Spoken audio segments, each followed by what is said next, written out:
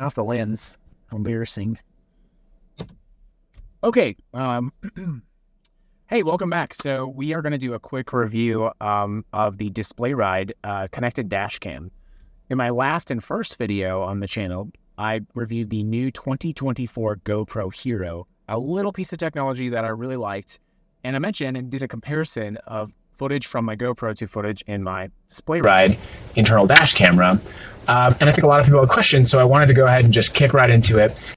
DisplayRide is a connected dash cam, which means it's always connected to cellular. It has a SIM card and an SD card in it, and it's constantly uploading your footage to the cloud. Now, this is a huge advantage, but as we'll discuss, this is going to naturally come with compromises. For reference, if you just compare the dash cam footage, the footage from the DisplayRide, you will notice that there is a substantial difference in the two. This guy's not running over. Cool. The reason for that is video compression is a real thing, and in order to constantly upload your footage to the cloud, you're going to have a compromise in video quality. Also, to have the kind of technology available to be able to do this, you're also going to have to make some compromises in the core technology, because you have to have a dash cam that's connected to the cloud, that's able to fulfill and do certain functions like GPS monitoring, tagging. Now, the DisplayRide clearly runs on a version of Android. You're recording this ride for your safety. And that is one of my favorite features of the DisplayRide, is the fact that it displays that message, but we'll talk about that more later.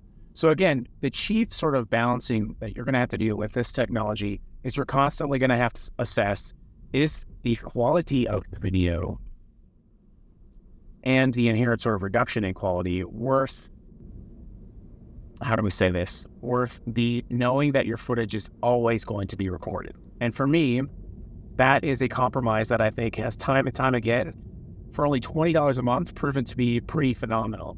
Now, my strategy is actually to supplement that footage. So I will use a DisplayRide, and I also use, whether it's my GoPro or sometimes even a separate dash cam, to have both things. But I have had enough problems with specifically non-connected dash cams having issues that having a camera like the DisplayRide that's always constantly uploading, super valuable. In fact, just yesterday, I was parked in front of Hummus in downtown Summerlin, more close to Boca Park, and I went back to my car and I noticed that there was a ding on my door. Now, I just washed my car, so I knew that ding was not from me. And sure enough, there was a white car next to me. So I was able to go into the DisplayRide app, see what happened, and go in and talk and have a very nice conversation with the person who damaged my car. And it was on tape. And then it was recording while they were like, I don't think I hit your door, but then he opened the door and it hit exactly where the damage was, and that was also all on camera. So I think that just orchestrates one of the sort of advantages of having connected dash cam. That is being generous. We are audio and video recording this ride for your safety. That feature. The fact that the camera speaks up and says that it's recording. If you do rideshare or you have another passenger in your car, having that ability, number one, gets you around sort of some of these recording consent laws. And number two, when people know that they're being watched, they tend to behave better. Not always, but I can assure you, ask an Uber driver, if people don't think they're being watched, that is likely to behave poorly. So having that audio recording is an essential benefit. Now, I see a lot of people on forums complaining about that, but you have the ability to turn it off. However, I think it's one of my favorite parts of the camera. If you can protect yourself, you should. And one of the best ways to protect yourself is prevention. So prevent bad things from happening by letting people know that you're recording. If you live in a big city and there's a problem with car break-ins, having this feature available is nice. Now, the DisplayRide will only record for 2 minutes after you turn off the car. So my Chevy Bolt actually runs all of the time. I can lock the door and the car will still run. The car will still run. It will still power the camera. So that provides an extraordinary level of protection in the car for the average duration that I'm out. I get out of the car for 2 minutes at a time, knowing that that's there as a preventative method, but also in case something does happen, like recently happened with the door, that's a tremendous benefit. It's also a benefit to whatever's going on in front of the car. Now, to the best of my knowledge, DisplayRide does not have and is not currently soon releasing any sort of technology that allows you to have sort of bump detection or impact detection while the car is parked. Dang, that would be super nice, and dash cams are available that currently do that, including some car dash cams that are built into the vehicle.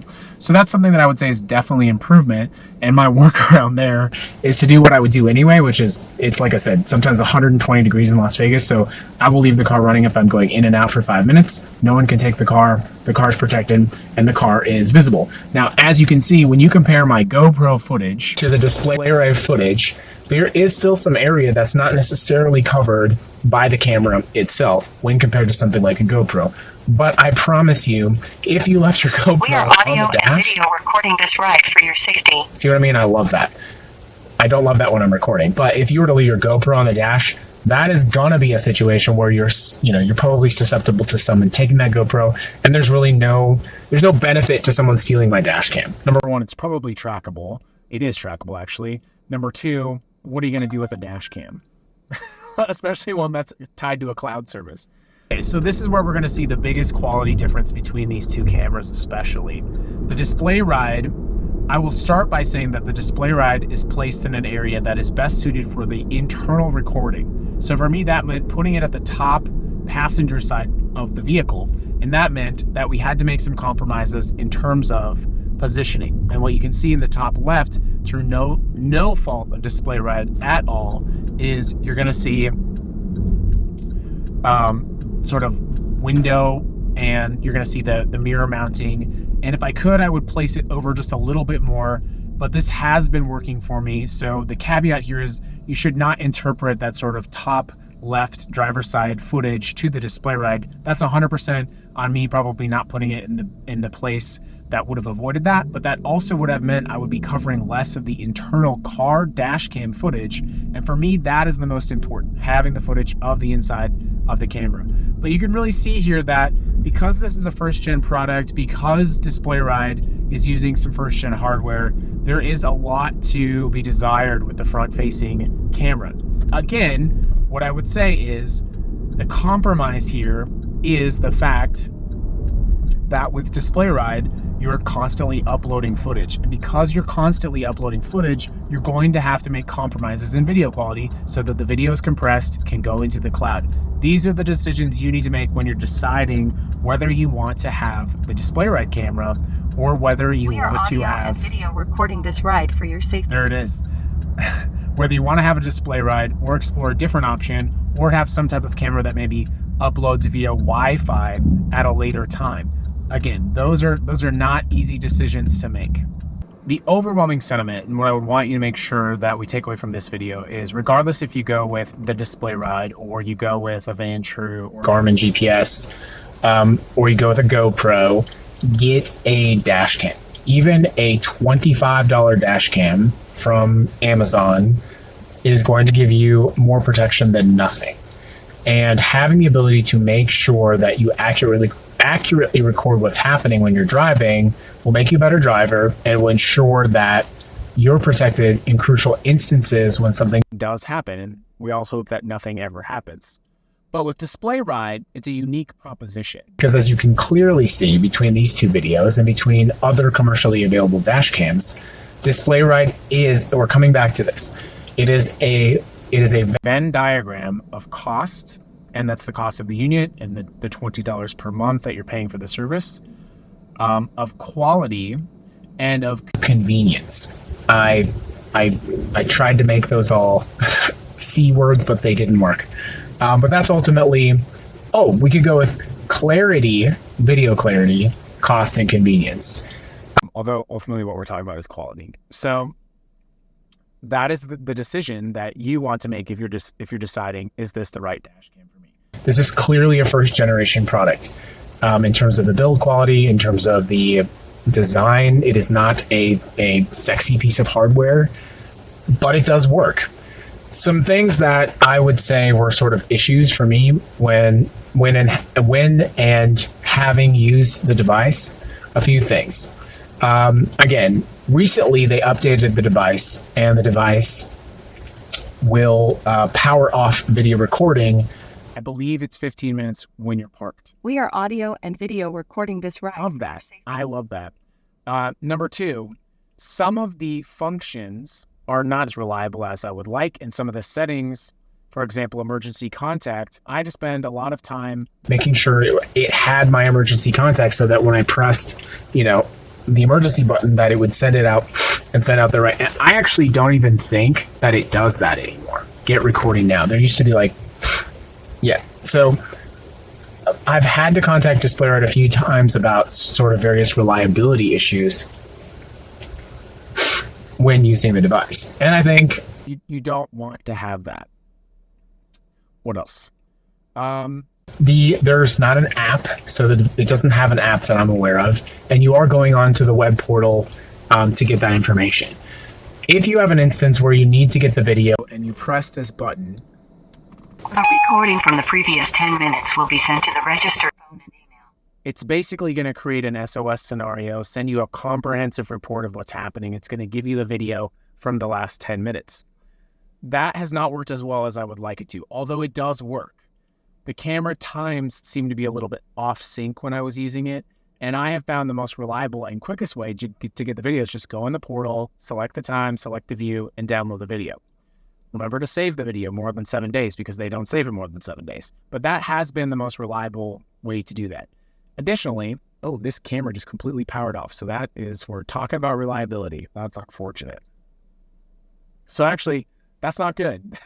Like, I just pressed the get recording now button and the device just completely power cycled. So that is definitely something we want to make sure DisplayRide knows about, because that is not optimal.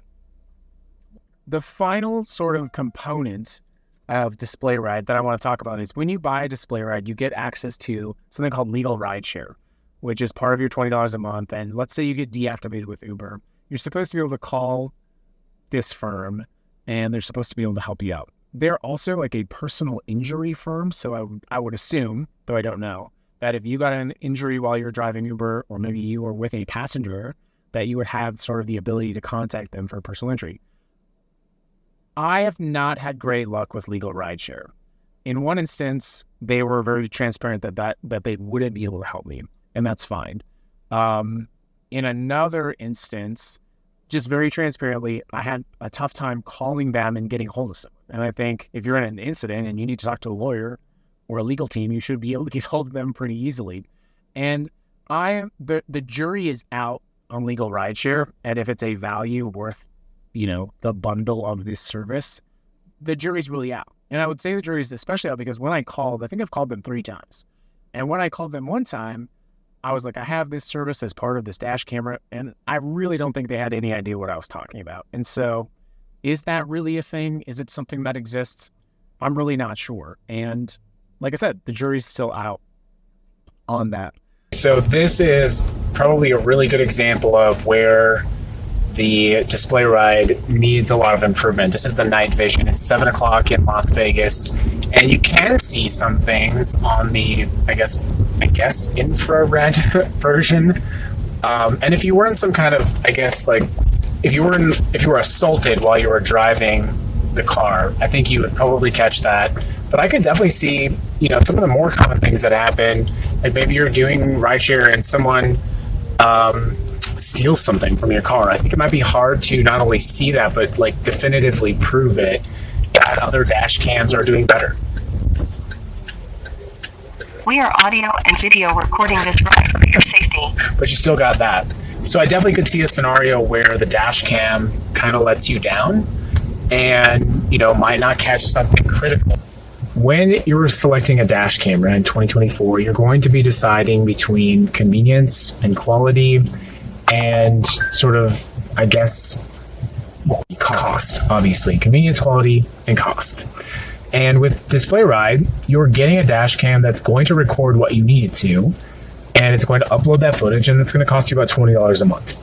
Other dash cams don't have a monthly subscription, and they range from costs anywhere from about $30 to well over $500. And some of the clarity on some of those dash cameras is amazing, and I would definitely recommend them. But with DisplayRide, you have all of those things kind of bundled into a workable solution for all of those things. Right, there's a good example because there's actually someone who's very close to me parking their vehicle like a couple of inches away. Good to have live streaming video available to you to make those types of decisions. So at the end of the day, even with some of the technical issues that I've had with the DisplayRide, I'm glad I made the decision to purchase it. I'm glad I've had it a few times. There have been times when I needed the DisplayRide to perform and it did not. One time, a kid threw a rock at our car, and it took far too long to get that video down from the cloud. But if I'm being objective and fair, I wasn't as familiar with how to use the web portal. I wasn't as familiar with how to get that video, and I could have better prepared on how to use that. Night vision in the DisplayRide needs to get much better, much faster. It's barely usable. And, about all you could do if, for example, you were an Uber driver, about the maximum you could do is just ensure that nothing crazy happened. It does have the night vision. It's not great, and there are better platforms out there that are doing a much better job.